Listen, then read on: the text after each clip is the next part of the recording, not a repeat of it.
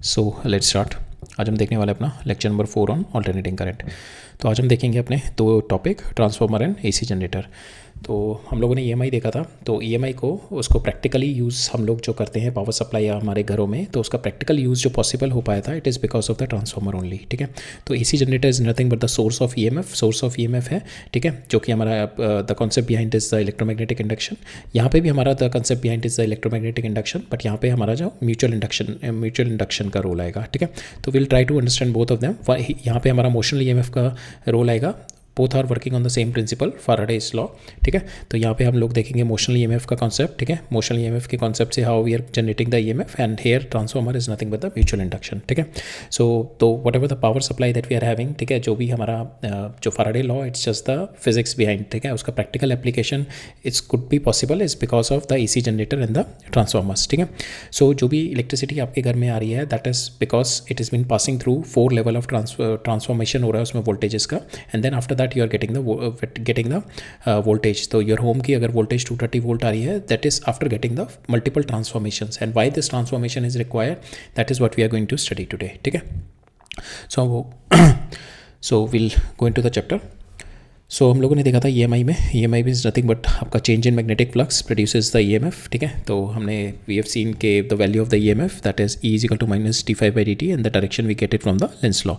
Then in the EMF हमने EMI में Faraday law में then we have seen the concept of mutual inductance. Mutual inductance का concept क्या देखा था हमने, current changing in one coil. ठीक है, जिसकी वजह से the changing current in one coil induces the voltage in this coil. ठीक है, तो इस because the changing current in this coil, जिसकी वजह से मैग्नेटिक फ्लक्स मूव करेगा, और magnetic flux will be linked with this coil, और इसमें भी मैग्नेटिक फ्लक्स चेंज करेगा, so there will be a induced EMF into this. ठीक है, सो म्यूचुअल इंडक्टेंस क्या है, आपका कॉइल 1 में करंट वेरी कर रहा है, because of that flux will be varying, and that flux will be linked with this bottom coil. तो इसमें भी फ्लक्स लिंकेजेस की वजह से द ईएमएफ विल बी, ये चेंज इन फ्लक्स की वजह से ईएमएफ विल बी इंड्यूस। ठीक है, तो इस पर जो ईएमएफ इंड्यूस होगा, सो बेसिकली ये मेरा सोर्स है, तो इसके अंदर करंट वेरी कर रहा है, because this is AC power. ठीक है, because of AC power the current will be varying, because of this varying current your flux will be varying. Now this flux will be linked with this upper coil. ठीक है, इसके साथ link up करेगा, इस coil के साथ link up करेगा। ठीक है, so when this flux will be linking, and so here also the flux will be changing. ठीक है, इसमें फ्लक्स चेंज करेगा बिकॉज आपका सोर्स चेंज कर रहा है, तो इस फ्लक्स चेंज इसकी वजह से विल सी के EMF will be induced. ठीक है, EMF will be induced, that is what our Faraday's law. ठीक है, so that is what the mutual inductance के एक कॉइल में करंट फ्लो कर रहा है, बट ईएमएफ मेरा दूसरी कॉइल में जनरेट कर रहा है। ठीक है, तो हमारी जो वैल्यू ईएमएफ की होती है that is E is equal to minus di/dt। ठीक है, and the important thing is mutual induction is कि जो हमारा जो वोल्टेज प्रोड्यूस हो रहा है इसमें, and the current is flowing through this, it is without touching them. ठीक है, it is through the magnetic coupling we are getting, so that is what the mutual inductance. ठीक है, सो अब हम देखते हैं हमारे पास प्रॉब्लम क्या हुई थी कि why the AC has been selected over DC and how the transformer resolve that problem. तो हमारे पास प्रॉब्लम थी कि हमने देखा EMF तो हमारी जनरेट हो गई। ठीक है, EMF हमने जनरेट कर ली, बट उस EMF को, इलेक्ट्रिकल पावर को 1000 ऑफ किलोमीटर किस तरीके से भेजा जाए without losing most of it as a heat. ठीक है, आपने एक सोर्स पे EMF तो जनरेट कर दिया, बट उसको EMF सोर्स पे थोड़ा चाहिए आपको, तो you have to distribute it to the consumers, तो उसको किस तरीके से दूर दूर तक भेजा जाएगा। सो that is what the problem. ठीक है, ये हमारी प्रॉब्लम थी, बिकॉज हमने देखा था DC से हमने पहले सप्लाई करना शुरू किया था, बट DC में देखा हमारा 2 किलोमीटर के बाद सारी की सारी हमारी जो भी पावर है वो लॉस हो जाती है इन द हीट, बिकॉज आपकी पावर लॉस क्या होती है, I²/R। ठीक है, तो जैसे जैसे करंट, जिस तरीके से आपका करंट हाई होगा, तो करंट हाई की वजह से the whole power will be lost. ठीक है, सारी की सारी पावर मेरी लॉस्ट हो जाती है within less than 2 kilometre में। That is what happen in the DC, जो कि हम लोगों ने ऑलरेडी देखा था when we were studying the famous rivalry between the Edison and Nikola Tesla. उसमें हमने देखा था कि निकोला टेस्ला, एडिसन ने जब प्रपोज किया था पहला अपना पावर स्टेशन लगाया था, that is running on the DC, तो हमने देखा था 2 किलोमीटर के बाद the whole electricity got lost. तो प्रपोजल जो आया था कि हम 2-2 किलोमीटर पे पावर स्टेशन लगा देते हैं, but that was quite impractical. ठीक है, वो काफ़ी इम्प्रैक्टिकल था। And why it is happening, why the electricity is been lost, because power आपकी फिक्स्ड है, आपको कंज्यूमर को चाहिए या सिटी को चाहिए V/I, फिक्स पावर चाहिए, और पावर क्या होती है आपकी V/I। ठीक है, पावर होती है आपकी V/I, तो आपकी जो पावर जो जनरेट हो रही है V/I, तो यहाँ पे आपका V and I are fix. ठीक है, तो यहाँ पे अगर फॉर इंस्टेंस अगर आपके 2 पावर आपकी फिक्स होगी 1000, तो एक जो है आपकी पावर आ रही है आपकी where your voltage is 1000 and your current is 1, and second में अगर आपकी वोल्टेज, अगर मैं if your voltage is 10V and your current is this, तो इस केस में अगर आप देखो हेयर द करंट इज़, तो यहाँ पे मैंने क्या किया, वोल्टेज बढ़ा दी, ठीक है, आई एम ट्रांसफरिंग दिस या पावर एट ए हाई वोल्टेज। अगर मैं ये 1000 वोल्ट की वोल्टेज ले रहा हूँ, my power loss in the heat is I² × R, और यहाँ पे अगर मैं देखूँ my power loss because the current is 100, तो अगर मेरा लो वोल्टेज पे सप्लाई हो रहा है तो power loss will be 10,000 times more than the low voltage, ठीक है। तो यहाँ पे लो वोल्टेज पे मेरा जो loss in heat, loss in power होता है दैट इज़ 10,000 टाइम्स, ठीक है, 10,000 टाइम्स मेरा लॉस यहाँ पे ज़्यादा हो रहा है, ठीक है, बिकॉज योर आर भी फिक्स्ड है, जो आपके वायर्स लगे हुए हैं उसमें आर भी फिक्स्ड है। तो हमारे को इसमें सोल्यूशन क्या आता है, सोल्यूशन यही आता है कि मेरे को इन दोनों केस में which one is the viable solution, कि मेरे को जो ट्रांसफर करना चाहिए that is on a higher voltage पे मेरे को ट्रांसमिशन करना चाहिए। तो हायर वोल्टेज पे transmission at low current, that is what the solution for it, ठीक है। बट आपकी जो जनरेशन इलेक्ट्रिसिटी होती है सर्टेन वोल्टेज होती है, ठीक है, तो बट उसको देन द प्रॉब्लम इज़ कि उसको फिर से मुझे हाई वोल्टेज पे करना पड़ेगा और फिर कंज्यूमर पे लाके मेरे को उसको लो वोल्टेज पे देना पड़ेगा। जैसे कि हमने देखा ना, यहाँ पे आपका पावर स्टेशन में 11 kV जनरेट होती है, और 11 kV से अगर आप करोगे तो बहुत ज़्यादा लॉसेस हो जाएंगे। तो we have to step it to 400 kV, उसको हाई वोल्टेज पे मेरे को स्टेप अप करना होता है, फिर धीरे धीरे रीजनल लेवल पे मैं स्टेप डाउन करता हूँ, फिर लोकल लेवल पे स्टेप डाउन करता हूँ, फाइनली आपके होम में 230 वोल्ट आती है बस, ठीक है। तो then if you see continuously there is a change of voltages is been happening, ठीक है, और वो पॉसिबल हो पाया हमारा because of the transformer only, ठीक है। Transformer is the thing which has made it possible to step up the voltage and step down the voltage, ठीक है। and so हमारा power generation से we could able to step up the voltage for the transmission and then we can convert it back for at safe low voltage in the domestic supply, ठीक है। so that is what the transformer is been that is what the key role of the transformer, ठीक है। so that is what we have seen, great advantage over AC is because easy power distribution, we can step up and step down the voltage in the easily, ठीक है, in the transformer easily। तो long power transmission में we know high voltage is desirable so that low current is there। तो दो advantage होती हैं, एक तो आपकी losses heat loss कम हो जाता है, दूसरा जब आपका करंट कम है तो you require a smaller wire, आपको मोटा वायर की ज़रूरत नहीं पड़ेगी, ठीक है, छोटे वायर से आपका काम चल जाएगा, पतले वायर से आपका काम चल जाएगा, ठीक है। सो दैट इज़ ऑल्सो आपका कॉस्ट सेव करता है लो करंट, ठीक है। So these are the two cost saving. तो बट आपको जो ट्रांसमिशन में तो हाई वोल्टेज चाहिए, बट जनरेशन में और डिस्ट्रीब्यूशन में आपकी लो वोल्टेज होती हैं। तो जनरेशन से मैं हाई ट्रांसमिशन के लिए हाई वोल्टेज लेके जाऊँगा, फिर ट्रांसमिशन के बाद डिस्ट्रीब्यूशन के लिए मेरे को फिर से लो वोल्टेज करना पड़ेगा, बिकॉज डिस्ट्रीब्यूशन में for safety is the priority, ठीक है, safety consideration is the priority. So अगर हम हाई वोल्टेज से सप्लाई करेंगे you need to have the insulating requirement बहुत हैवी हो जाएंगे, जिसकी वजह से वो वाइबिलिटी नहीं रहेगा। तो इसकी वजह से हमें डिस्ट्रीब्यूशन लेवल पे we have to bring the voltage down, और वो again the transformer is going to help us in that. अब हम देखते हैं ट्रांसफार्मर किस तरीके से हेल्प करता है। तो basically transformer is an AC device that is transferring the power from one side to another without touching each other, ठीक है। तो पावर का और एनर्जी का ट्रांसफर कर रहा है, किस तरीके से कर रहा है that we are going to see. तो basically this is my magnetic core, और मैग्नेटिक कोर किस लिए यूज़ करते हैं, सो दैट आपका जो इसमें जो मैग्नेटिक फील्ड बनेगा मैग्नेटिक फील्ड क्यों बनेगा, because of the current is been flowing, ठीक है। और जो करंट फ्लो कर रहा है जिसकी वजह से मैग्नेटिक फील्ड बनेगा, वो मैग्नेटिक फील्ड को चैनलाइज करने के लिए that is what why we require the iron core, ठीक है। This is my iron core this, ठीक है। सो one side of the iron core you connected with the primary coils and this side is the secondary, ठीक है। तो primary coil को आपने varying voltage से कनेक्ट कर दिया। Now you connected the varying voltage, आपकी वेरिंग वोल्टेज है तो आपका करंट भी वेरिंग होगा, ठीक है। Because of this current you will be having the magnetic field air, magnetic field होगा दैट में, और जो आयरन कोर होगा that will channelise the magnetic field, ठीक है, वो चैनलाइज कर देगा मैग्नेटिक फील्ड को।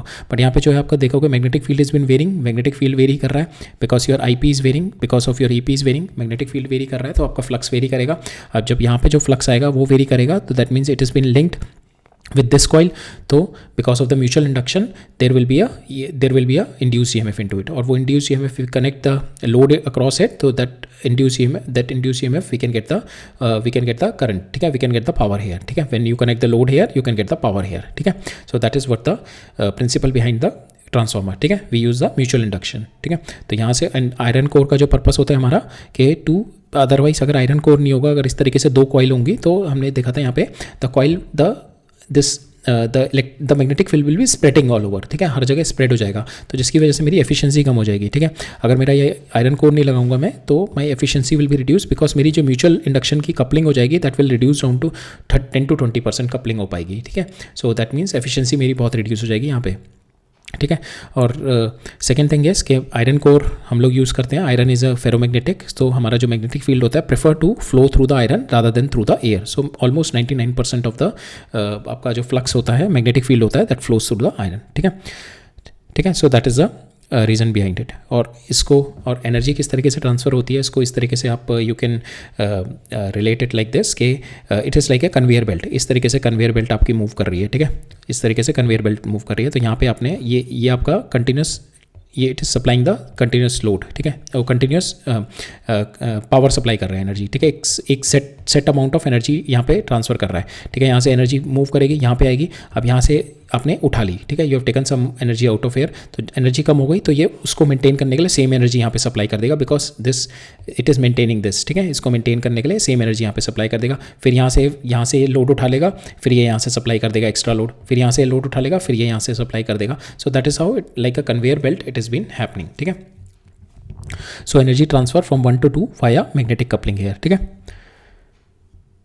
So construction of it is two coil which are electrically insulated and magnetically linked through the iron core, ठीक है, right? So that is what your transformer and how you transfer the energy from here to this side without any touching of the wire through the magnetic mutual induction only, right? अब we'll see the theory behind it, ठीक है, इसके पीछे की theory देखते हैं। So यहाँ पे ये हमारी जो कॉइल्स है ना, जितनी नंबर ऑफ कॉइल्स होती हैं वो उतना यहाँ से हर एक कॉइल का, ये समझ लो एक ईएमएफ होता है, हर एक कॉइल का 1 ईएमएफ हो गया, ठीक है। तो जितने नंबर ऑफ मेरे टर्न्स आ जाएंगे उतनी ज़्यादा मैं ईएमएफ यहाँ से निकाल सकता हूँ। अगर मेरे यहाँ पे 10 टर्न्स हैं तो मैं ये कह सकता हूँ 10 वोल्ट निकाल सकता हूँ, और यहाँ पे मेरे अगर 5 टर्न्स हैं तो the voltage generated here, the primary voltage generated here will be the 5 volt, ठीक है, primary voltage generated here will be the 5 volt, ठीक है। So we will see now we are going to see it in the theory. So suppose the primary coils primary coil में आपके NP is the number of turns and NS is the number of turns in your secondary coil when the no load is connected. So आपके जो induce EMF होगी primary side, ठीक है, because यहाँ पे भी तो करंट आपका वेरी करेगा, इसके अंदर भी तो फ्लक्स वेरी करेगा, and because of that there will be an induce EMF, ठीक है। प्राइमरी साइड भी इंड्यूस EMF आएगी, वो कितनी आएगी, that is number of turns in the primary into change in flux, और change in flux is because of the IP and IP is because of the this, ठीक है। सो यहाँ पे आपका induced EMF in the primary coil will be minus NP d phi by dt, और induced EMF, now this flux will be flowing through the magnetic core, और यहाँ पे again the changing EMF, changing flux will be there, because of that induced EMF will be there in the secondary coil, तो उसका secondary coil की induced EMF will be minus NS into d phi by dt, ठीक है। So these are the induced EMF on the primary and the secondary, ठीक है। Now you divide both of them, तो here you will get ES by EP is equal to NS by NP.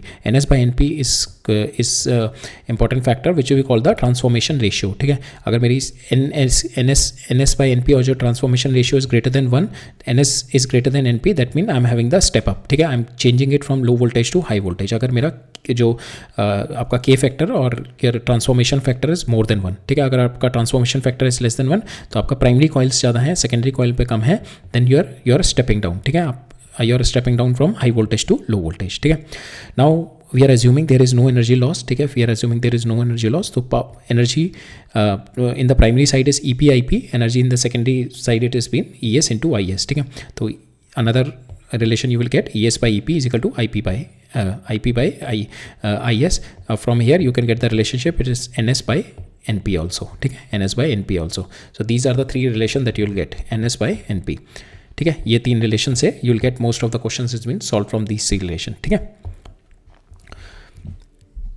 Now एक concept होता है इसमें impedance matching. Impedance matching का मतलब होता है कि आप इस तरीके का लोड इम्पिडेंस सेलेक्ट करो कि आपका मैक्सिमम पावर ट्रांसफ़र होए, ठीक है। इसका मतलब क्या होता है, इस तरीके से देखते हैं। सो कंसीडर कि यू आर हैव, इसको इस तरीके से देखो कि this is you are riding a mechanical cycle, ठीक है, जिसके अंदर गेट्स लगे हुए हैं, ठीक है। एक तो आप फ्लैट सरफेस पे जाओगे और एक ये स्लोप सरफेस पे, और ये फ्लैट सरफेस और स्लोप सरफेस मान के चलो लोड है, यहाँ पे लो लोड है, यहाँ पे हाई लोड है, ठीक है। ये हमने क्या बोला, इम्पिडेंस मैच, इस तरीके से मेरे को रेजिस्टेंस बताना है प्राइमरी साइड, ठीक है, और मेरा लोड इम्पिडेंस जो मेरा होना चाहिए, ठीक है, जो मेरा ये दिस लोड इज है ना, this load should be such that there will be a maximum power transfer, ठीक है, सोर्स से मेरा मैक्सिमम पावर ट्रांसफर होना चाहिए।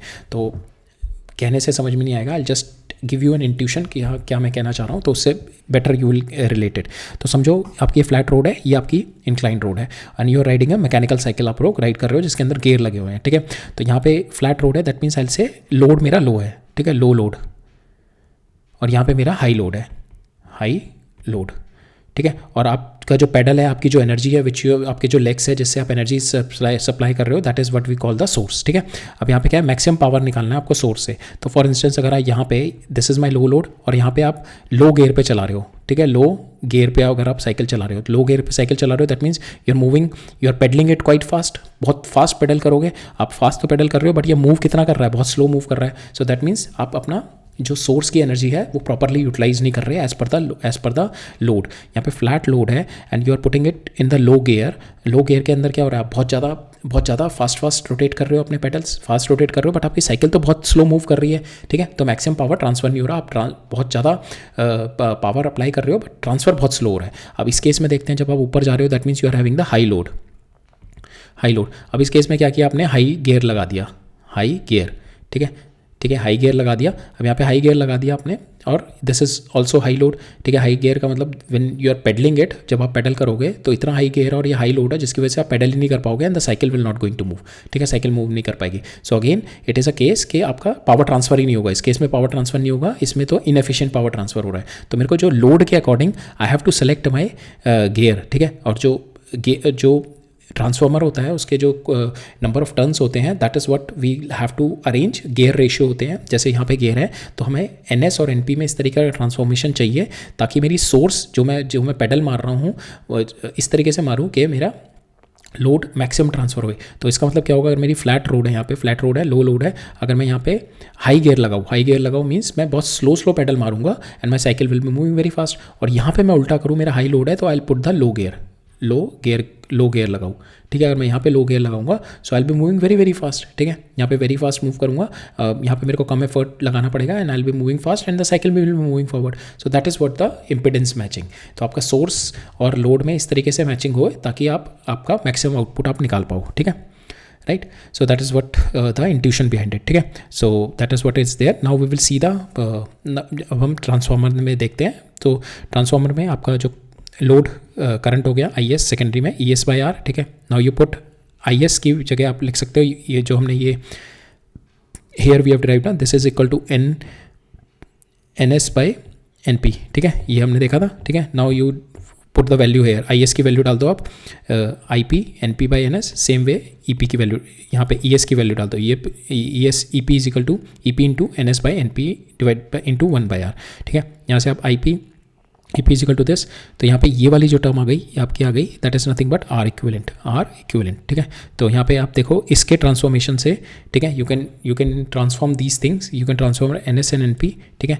सो you can choose the turn ratio to match the impedance for, so that you can maximise the power. तो ये turn ratio को आप इस तरीके से टर्न रेशियो को, जो मेरा इक्विवेलेंट रेजिस्टेंस जो मेरा यहाँ पे चाहिए, सो दिस इक्विवेलेंट रेजिस्टेंस कितना होगा इसका, सो that is nothing but with the, ये चेंज आप कर सकते हो by changing your NP and NS। तो NP and NS nothing but the turn ratio, ठीक है। इसको आप चेंज करके आप सोर्स और आपका रेजिस्टेंस, जो लोड का रेजिस्टेंस लोड है उसको इस तरीके से मैचअप कर सकते हो ताकि आप मैक्सिमाइज पावर उसको ड्राइव कर पाओ, ठीक है, right.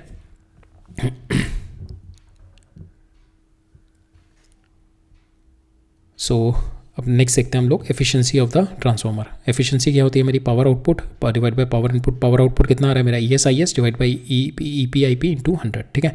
So that is what the efficiency.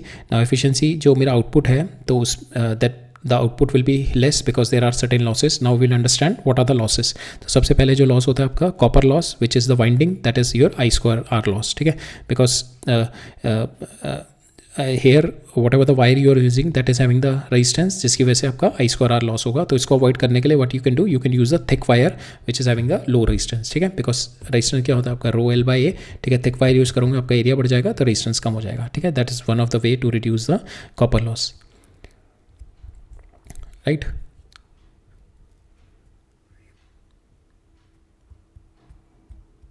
सो यहाँ पे हमने अभी देखा था ना, ये R equivalent is nothing but के आपका जो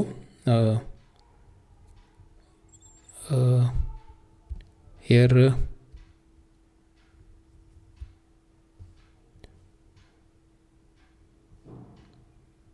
so here this R equivalent is nothing but के to adjust your source, ठीक है, आपका लोड तो ये आ गया, तो now to adjust the source, because आपका क्या करना है यहाँ पे आपको सोर्स और सो ये are equivalent is in your primary circuit, ठीक है, अभी I have told it is nothing but the load, it is not the load, it is in the primary circuit, ठीक है। तो यहाँ पे प्राइमरी सर्किट में मेरा लोड तो है आर, ठीक है, अब मेरे को अपना सोर्स का मैच करना है इससे ना, तो सोर्स का मैच करने के लिए if there is a source का मैच करने के लिए I need to put the resistance in the primary circuit, ठीक है, so that the current will be, I can vary the current by changing the R equivalent, ठीक है, so that's why the source और load को match up करने के लिए this is my R equivalent, ठीक है,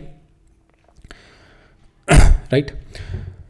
अब अनदर, जब एक लॉस हमने देख लिया, इसमें एफिशिएंसी देख रहे थे, एफिशिएंसी में हमने देखा power output over by power input, power output will get some losses there, ठीक है, will not get the efficiency 100%, but power transformer is also multiple types होते हैं। पावर ट्रांसफार्मर होता है, एक आपका होता है कि डिस्ट्रीब्यूशन ट्रांसफार्मर, ठीक है, तो पावर ट्रांसफार्मर के आपके एफिशिएंसी इज़ क्वाइट हाई। तो यहाँ पे जो लॉसेस होते हैं हमारे, पहला हमने देखा कॉपर लॉस, दूसरा होता है हमारा eddy current loss. Eddy current हमने देखा था whenever there is a change in magnetic field, तो there is a induced loop में मेरा इंड्यूस्ड लूप में मेरा इलेक्ट्रिक फील्ड जनरेट हो जाता है, ठीक है। So whenever there is a change in, if this is a power supply if you connected with this coil, तो there is a magnetic field and which is this magnetic field is varying, जिसकी वजह से magnetic field की वजह से very करेगा। so now because of this varying magnetic field, ये जो है there will be a induced circular current, ठीक है, इंड्यूस सर्कुलर करंट आएंगे। अगर आप उस ये जो करंट है इंड्यूस सर्कुलर करंट, इफ ये मैटर और नो मैटर दोनों में ही रहेगा, ठीक है, अगर मैटर भी नहीं है तब भी ये रहेंगे। अगर if you put the conductor in this, तो now because of this induce current the electron start moving, there will be a current होगा because the your conductor is having some resistance, तो आई स्क्वायर आर लॉस होगा, ठीक है। So that is what the eddy current loss, ठीक है, induce circulating current, because of that आपका flux change होगा, ठीक है, इंड्यूस सर्कुलेटिंग करंट ये जो आपके हैं, ठीक है, so induce circulating current because of your change in flux, ठीक है, चेंज इन फ्लक्स क्यों हो रहा है, because of your changing magnetic field, ठीक है, it is in close loop and it is flow inside the conductor, ठीक है, और direction we get it from the Lenz law. Now इसको अवॉइड करने के लिए हम लोग क्या करते हैं, rather than providing the whole path we just do the lamination, ठीक है, यहाँ पे हम दैट्स वाई जो ट्रांसफार्मर का कोर होता है, this core it is there, तो हम इसको लेमिनेटेड शीट, ये जो कोर है हमारा, इसको इस तरीके से ब्रेक डाउन करते हैं लेमिनेटेड शीट्स में। यहाँ पे आपकी सेकेंडरी प्राइमरी वाइंडिंग होती है, यहाँ पे आपकी सेकेंडरी वाइंडिंग होती है, इधर वाली साइड पे सेकेंडरी, इधर वाली साइड पे प्राइमरी। तो इसको कोर को we just rather than having the whole iron block we just break it down into laminated sheet, ठीक है, ताकि इसको पूरा का पूरा लूप ना मिल पाए and the eddy current loss will not make a big loop and not making a big loop means उसकी इंटेंसिटी कम हो जाए, ठीक है, इंटेंसिटी कम हो जाती है उसकी if you have the small loops, ठीक है, if you see it will be rotating in the small loops, ठीक है, इसकी इंटेंसिटी कम हो जाती है फिर, राइट। सो इंटेंसिटी कम हो गई एडी करंट की, then you are having the lesser losses, ठीक है। The another loss is the hysteresis loss. Hysteresis loss is because आपका जो आयरन कोर है that got magnetise and demagnetise 50 times in 1 second, ठीक है, बिकॉज 50 हर्ट्ज की है, तो that got magnetise and demagnetise 50 times, ठीक है। सो हिस्टेरेसिस लॉस हमने देखा था when your magnetic material is been magnetise और डीमैग्नेटाइज, तो in the whole cycle, so this is my hysteresis law. जितना ये कम होगा उतना मेरा बेटर होगा, जितना मेरा ये कम होगा उतना मेरा बेटर होगा, ठीक है, because hysteresis loss is a heat loss when you magnetise demagnetise, तो जो मैग्नेटिक डोमेन होते हैं उसकी अरेंजिंग में there is a lag, so because of that there is a heat loss, ठीक है। एंड नाउ दिस इज जो इसका एरिया होता है that shows the hysteresis loss, तो इसको जितना कम कर सकें we got the materials with which we can reduce this heat loss, ठीक है। Now another losses is the skin effect, ठीक है। सो स्किन इफेक्ट क्या होता है, हमारा जो डीसी करंट होता है, डीसी में तो आपका जो करंट होता है in the wire it spread uniformly, ठीक है। एसी में क्या होता है, it concentrated on the surface of the conductor, ठीक है। जैसे ये आपका कंडक्टर हो गया, तो यहाँ पे जो करंट होगा it will be on the surface, ठीक है, अंदर की साइड में करंट नहीं फ्लो करेगा, there will not be any current here, ठीक है, because of changing in because आपका क्या है इसमें करंट चेंज कर रहा है, जिसकी वजह से मैग्नेटिक फील्ड चेंज कर रहा है, मैग्नेटिक फील्ड चेंज कर रहा है, तो इंड्यूस ईएमएफ हो रहा है, induce EMF will be strong in this part, induce EMF जो होगा जो कि मेरे करंट को अपोज करेगा मूव करने से, ठीक है, तो there will be strong induce EMF here, ठीक है। So that's why my current is concentrated in the, ये बाहर के एरिया में मेरा कंसनट्रेट हो जाएगा, ठीक है। नाउ इतने एरिया में कंसनट्रेट हो गया तो आपका रेजिस्टेंस इंक्रीज हो जाएगा। रेजिस्टेंस क्या होता है आपका, rho L divided by area. Area क्या होता है आपका? Effective area of cross section. तो यहाँ पे आपका this much is the area only. आपने कंडक्टर तो पूरा दिया हुआ है, this should be the area, but आपका जो करंट फ्लो कर रहा है it is in this area, तो this is your effective area. तो ये एरिया कम हो गया तो आपका रेजिस्टेंस बढ़ जाएगा. रेजिस्टेंस बढ़ जाएगा तो आपका आई स्क्वायर आर लॉस पड़ जाएगा. ठीक है. So that also happen in one of the losses in your transformer. तो अवॉइड दैट हम लोग क्या करते हैं, rather than having the big wire, instead of that we can have the small wire. ठीक है. बंडल करके हम लोग स्मॉल वायर का बंडल करके करते हैं. ठीक है. इस तरीके से छोटे छोटे स्मॉल एरिया के वायर को हम लोग बंडल करते हैं rather than having the big wire. ठीक है. So that is one of the way to avoid the skin effect, right.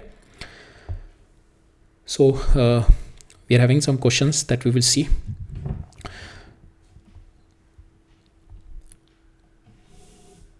सो पहला क्वेश्चन है मेरा, पहला क्या कह रहा है मेरा, a choke coil is needed to operate an arc lamp. ये मेरा आर्क लैम्प है, इसको ऑपरेट करने के लिए I need a choke coil. और मेरे को दे रखा है कि the arc lamp as an effective resistance है मेरा आर्क लैम्प का effective resistance is my 5 ohm while running at 10 ampere RMS. ठीक है.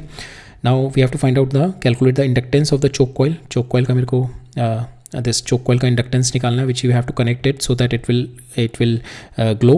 और सेकेंड मेरे को निकालना है if the same arc length is to be operated at 160 ohm DC. ठीक है. 160 volt DC पे अगर मैं कनेक्ट करूँगा तो what is the additional resistance required compare to the power losses. तो हमने देखा था it is a concept of the choke coil. Choke coil हम लगाते हैं सो दैट आपका current we can reduce down the current. ठीक है.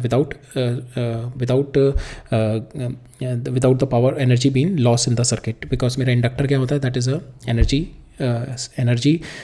It is not an energy consumer. ये स्टोर करता है energy, so there will not be any loss energy if you are having the inductor, but it's also opposes the change in current. ठीक है. So that is why during the starting time there is a change in current, तो it opposes that. ठीक है. So that's why it is been use. तो हमारे को यहाँ पे दे रखा है कि आर्क लैम्प पे आपने ये लगाया. ठीक है. And then your current I is there 5 ampere 5 ohm it has been so 10 ampere is the current which has been flowing here. और इफेक्ट अब इसके अक्रॉस रेजिस्टेंस मेरा 5 है. ठीक है. तो मेरा वोल्टेज ड्रॉप इसके अक्रॉस कितना हो जाएगा, दैट इज़ 5 into 10. ठीक है. 5 into 10 is the voltage drop across it. So now if you से दिस इज योर करंट, तो वोल्टेज ड्रॉप भी इसी के अक्रॉस होगा, बट इंडक्टर के अक्रॉस जो होगा voltage drop will be 90 degree in lead. ठीक है. Will be in the 90 degree in lead. तो that is my voltage drop across my inductor. ठीक है. So now if you see आपके पास ये वोल्टेज दे रखी है. ठीक है. You don't know the value of your VL. ठीक है. आपके पास VL निकल जाएगा. If you know the VL then you can easily find out I. आपको पता है IRMS इंटू XL कर सकते हो आप, और XL आप लिख सकते हो ओमेगा इंटू L. तो यहाँ से आपका L आ जाएगा. तो you need to find out the value of VL. तो VL क्या हो जाएगा आपका, so this is your I. ठीक है. इसके अक्रॉस आपका VR आ गया, and this is your VL क्योंकि आपका 90 डिग्री रहेगा. एंड इन दोनों का जो रिजल्टेंट होगा आपका VR और VL का, that is going to give you V, और वो हमारे को दे रखा है यहाँ पे 160 वोल्ट. ठीक है. तो we can easily find out that is V square is equal to V square is nothing but equal to VL square plus VR square. ठीक है. तो यहाँ से VL स्क्वायर आप निकाल लो, इसको ले जाओ, तो V square minus VR square. तो अगर मैं इसको सॉल्व करूँगा I get the value of my voltage drop across my inductance is 152 volt. ठीक है. So this we got the RMS value. Now अब VL आपको पता लग गया. Now you put the value VL is equal to 2 pi FL. ठीक है. Omega into L कर दिया, 2 pi F मैंने लिख दिया इंटू L, और दिस इज VL इंटू आई. आपको पता है 5. ठीक है. F दे रखा है मेरे को 50, 2 pi है. ठीक है. 2 pi you put the value, यहाँ से आपका L की वैल्यू आ जाएगी, that comes out to be equal to 4.84 into 10⁻⁻². ठीक है. ये हमारे को पहला पार्ट पूछा था. दूसरा मेरे को कह रहा है अगर मैं रादर देन हैविंग इट, अगर मैं कंट्रोल करूँ करंट को, तो I just put the resistance instead of that. अगर मैं यहाँ पे रेजिस्टेंस कर दूँ तो ये दोनों रेजिस्टेंस मेरे सीरीज़ में हो गए. ठीक है. तो माई टोटल में ये मेरे को रेजिस्टेंस की वैल्यू निकालनी है. तो मेरा करंट कितना फ्लो कर रहा है, मैं current is this, and the voltage drop will B 160 volt. मेरे को अब सेकेंड केस में यहाँ पे DC दे रखा है, तो 160 volt will be drop across both the register. एक ये रजिस्टर और दूसरा मेरा इसके इंटरनल वाला होगा. तो I can write it down 160 is equal to 10. ठीक है. That is my current into 5 plus R. ठीक है. 5 इसके अक्रॉस मेरा रेजिस्टेंस के अक्रॉस ड्रॉप होगा, और इस वाले रजिस्टर के अक्रॉस जो ड्रॉप होगा. ठीक है. 10 इंटू R. तो यहाँ पे R we have to find out. मेरे पास R आ गया यहाँ पे 11. Now we have to compare the power losses. तो पावर लॉस अगर मैं देखूँ पहले वाले केस में it is I² R only. Inductor के थ्रू तो कुछ भी नहीं होगा. यहाँ पे करंट कितना है मेरा करंट कितना I² इंटू R. ठीक है. सेकंड केस में अगर मैं देखूँ यहाँ पे रजिस्टर्स लगा दूँ तो I² 10² इंटू 11. ठीक है. करंट मेरा, तो यहाँ पे अगर मेरा देखूँ power loss comes out to be 1100, here it is 500. तो with the inductor we have seen, जो कि हमारा चोक कॉइल का कॉन्सेप्ट होता है, विद द इंडक्टर आपका करंट कंट्रोल करेगा but it is not going to consume the power, right. Next देखते हैं, तो यहाँ पे दे रखा है मेरे को inductive circuit draws a power of this much from, ये मेरे को सोर्स से रखी है और पावर फैक्टर दे रखा है मेरे को ये, ठीक है। पावर फैक्टर है 0.8, तो पावर फैक्टर आपका क्या होता है cos phi is equal to this and that is going to give you R over, inductive circuit है मेरा, तो that means it is not having the capacitance, तो R square plus XL square, ठीक है। तो यहाँ पे मैं रिलेशनशिप निकालूँ, ये दोनों साइड को स्क्वायर करके I get the relationship between XL and my R के बीच में आ गया, ठीक है। ये मेरा पावर फैक्टर से आया अभी। नाउ आपको पावर दे रखी है, power is nothing but your V R M S I R M S cos phi, ठीक है। We R M S I R M S cos phi, ठीक है। तो वी आर एम एस मेरे को दे रखा है and I R M S को you can write it down E V R M S divided by Z, ठीक है। You can write it this into cos phi को आर बाई जेड लिख सकते हो आप, ठीक है। तो you just we have put the value 550 is equal to E V, so this is your real power ना, रियल पावर मेरी ये दे रखी है 550 which is been drawn by the circuit, ठीक है। तो इतनी ही रियल पावर है, तो 220 into 220 divide by Z into R by Z, तो इससे मेरा वी कैन गेट द, अब यहाँ पे यू नीड टू जेड में ये जेड क्या होगा आपका, Z is nothing but your R square plus XL square. अब एक्सएल को you can write it down 3/4 R, ठीक है। यहाँ पे 3/4 आर लिख सकते हो या जेड स्क्वायर की वैल्यू पे, तो आपके पास जो अननोन टर्म रह गई आर रह गई बस यहाँ पे, ठीक है। यहाँ पे अपने आर निकालना है, तो ये हो गया आपका 550 into Z square divided by 220 square, Z square को आपने लिख दिया R square plus XL square, XL को आपने उठा के लिख दिया this 9 divide by 16 into R square. तो इसको सॉल्व करोगे आपके पास आर की वैल्यू आ गई 56.32। अब मेरे से पूछ रहा है कि मैं कैपेसिटर लगा दूँ इसमें जिसकी वजह से मेरा पावर फैक्टर यूनिटी हो जाए। पावर फैक्टर यूनिटी कब होता है आपका, when you are having the cos phi is equal to 1, cos phi 1 कब होता है, जब आपका phi is equal to 0, and वो कब किस केस में होता है, when your XL is equal to XC, ठीक है। जब आपका रेजोनेंस होता है, तो यहाँ पे XL is equal to XC कर दिया हमने, ठीक है। तो यहाँ पे आपके पास नाउ हेयर सी आपको we have to find out capacitance की वैल्यू निकालनी है। Capacitance is nothing but omega into XL, ठीक है। एक्सएल आपने XL from here you can get it 3/4 into this, so this is the value of your XL, 2 pi into frequency 50 है, तो from here if you calculate you'll get the value here, ठीक है। ये आपके पास value आ जाएगी, right, ठीक है। so that was there in this question। Third है, ये भी थोड़ा इंटरेस्टिंग है। यहाँ पे मेरे को करंट दे रखा है, 1 is this, second is so current दे रखा है, मेरे को इसकी इफेक्टिव वैल्यू निकालनी है। तो यहाँ पे अगर हम देखें तो they are not in phase, ठीक है। They are not in phase, the current are not in phase, so we have to do a phasor algebra लगाना पड़ेगा और द वेक्टर एडिशन करना पड़ेगा।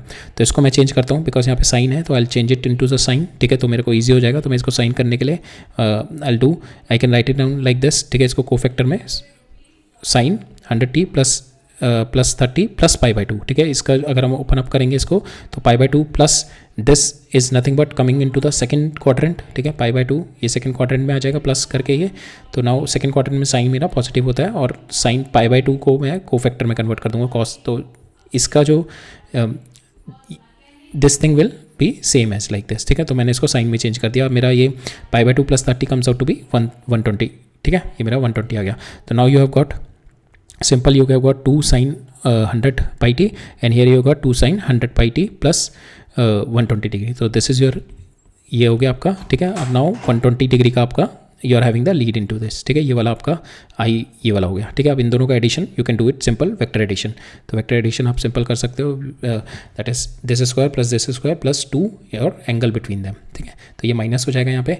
सो वंस यू सॉल्व इट, इसको solve करेंगे, will get the value of I comes out to be equal to 2 ampere, right.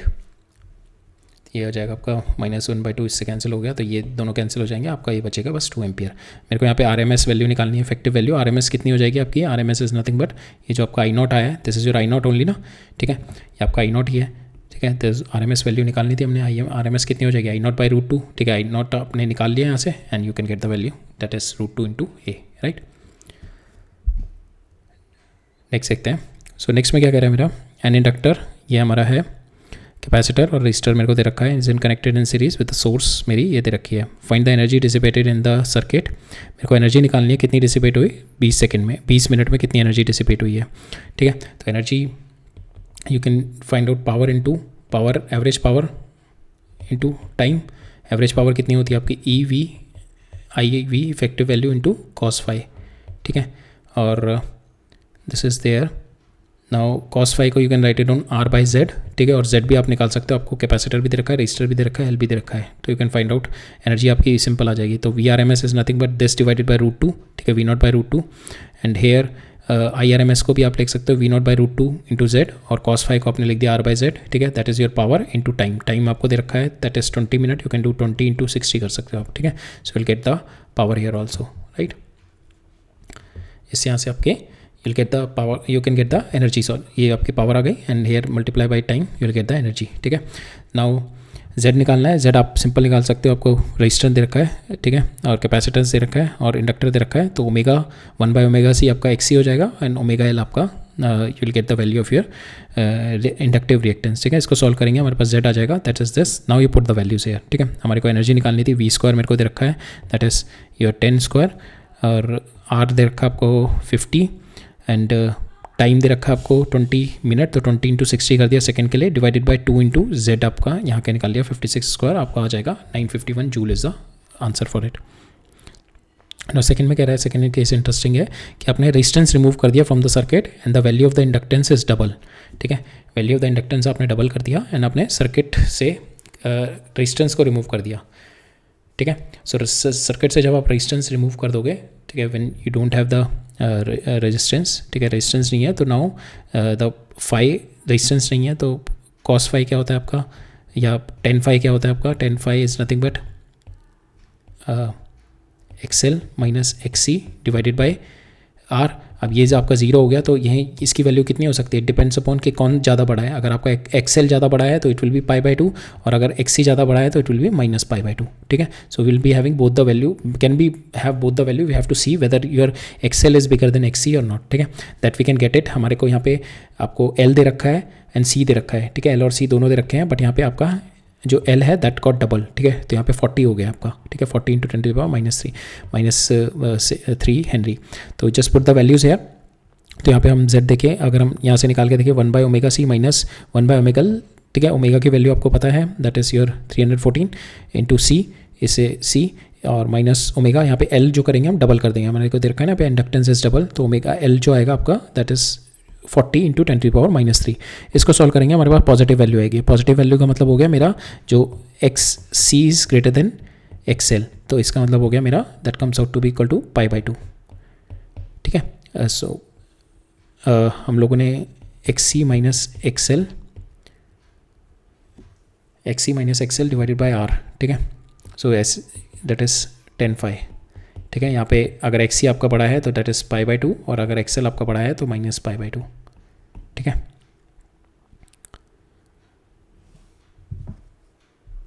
Right, so यहाँ पे हमारा विल सी कि हमारा π/2 आ गया, जो आपका after removing the resistance that is your phi, ठीक है, फाई आ गया।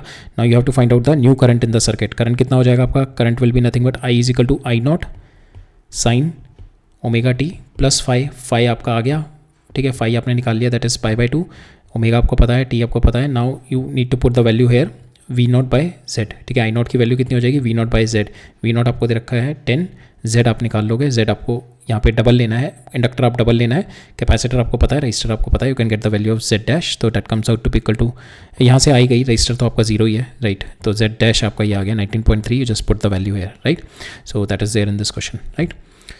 सो हम लास्ट टॉपिक देखते हैं अपना AC जनरेटर, ठीक है।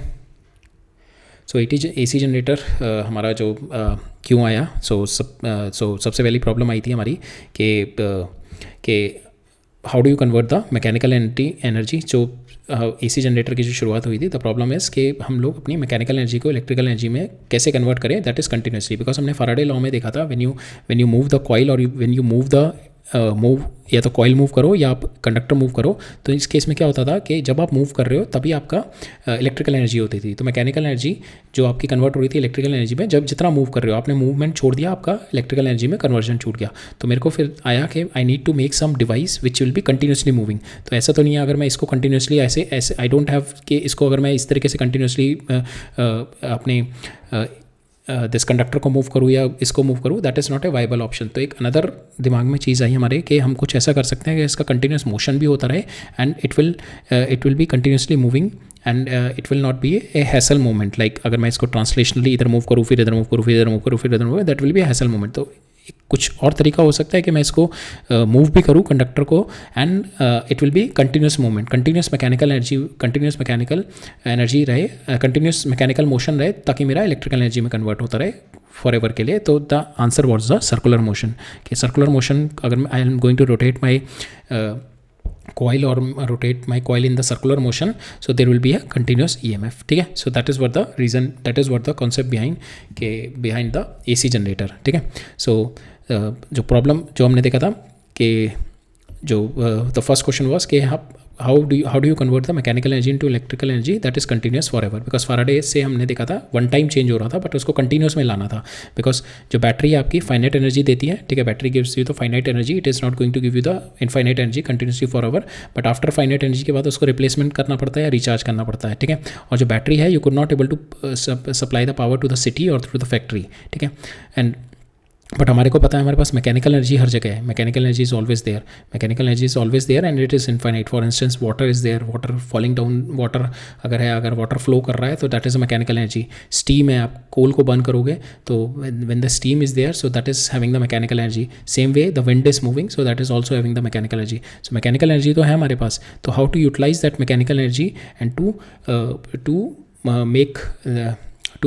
Move the coil to move the coil in the magnetic field, it is done through the AC generator only. ठीक है. तो AC generator is nothing but it's continuous mechanical action to generate a continuous electrical flow. ठीक है. continuous mechanical AC generator के अंदर क्या हो रहा है आपका, continuous mechanical action हो रहा है. वो किसके थ्रू हो रहा है, the mechanical energy that you are having. ठीक है. ये mechanical energy जो है either falling water or through the stream or through the wind, that mechanical energy will be converted into continuous electrical energy. ठीक है. So now AC generator is the EMI put into the continuous action. आपकी जो electromagnetic induction, it is putting into the continuous action. तो Faraday आपका Faraday law has been putting into the continuous action. तो continuous change in flux, ठीक है, that is going to create the EMF. ठीक है. So again we are AC is nothing but a machine that is going to change the flux forever. ठीक है. So यहाँ पे हमने देखा था हमारा जो EMF होती है that is minus d∅dt. तो अगर आपको continuous EMF चाहिए तो you need to change the flux continuously. Continuous EMF के लिए कंटिन्यूस फ्लक्स चेंज चाहिए. आप मैग्नेट को मूव करोगे to and front, that is not a viable option. Another option was a rotation और द सर्कुलर मोशन. ठीक है. तो that is a smooth and the continuous. तो you put a rotating coil. ठीक है. इस तरीके से you put a rotating coil and you rotate it in a magnetic field. ठीक है. इन द मैग्नेटिक फील्ड आप रोटेट करोगे इसको and the flux will be keep on changing. Flux change करता रहेगा, you will be getting the continuous EMF. ठीक है. So this is your, we call it AC generator की जो terminologies हैं, we call it a stator. ठीक है. which is giving you the static magnetic field. Rotor is this conductor which has been rotating inside the magnetic field. ठीक है. This rotating magnetic coil के through the flux will be continuously changing. ये आपके slip ring होती हैं. ठीक है. because आपका जो करंट हो रहा है उसको सर्किट यहाँ से इससे बाहर निकाल के सर्किट में ले जाने के लिए. ठीक है. And because it is continuously reversing direction, तो that's why we put the slip ring rather than putting the wires. ठीक है. It is continuously changing the direction because current का direction it is been continuously changing. Brushes is again to take the electricity out. ठीक है. अब हम will just take the mathematical expression of it. तो magnetic flux आपकी होती है BA cos theta and change in magnetic flux is your EMF only. ठीक है. तो angle between your coil in the magnetic field, it is only rotating. ठीक है. the angle, ये जो एंगल है that angle is continuously changing. ठीक है. so we can put it omega into t. ठीक है. theta is equal to omega t. now phi is this. now if you differentiate it you will get NBA omega sin omega t. ठीक है. so this is what the AC that you are getting. ठीक है. this was the AC which we are generating in all the power stations. ठीक है. so that is what, तो यहाँ पे it depends upon the n, जितने number of coils मेरी होंगी, so it is going to generate that. it depends upon the magnetic field generated either with the magnets or with the electromagnets. right now we are generating with the electromagnets. it depends upon the area. ठीक है. जो area है मेरा coil का, it depends upon that area, और it depends upon the omega, कितनी speed से मेरा rotate कर रहा है. ठीक है. और ये rotation किस वजह से होता है, because of your mechanical energy. ठीक है. mechanical energy हमारी किस वजह से मिलती है. पहली हो गई हमारी वाटर. अगर मेरा हाइड्रो पावर स्टेशन में क्या होता है, वाटर आपका एक हाइट से फॉल डाउन होता है, that mechanical energy will be there.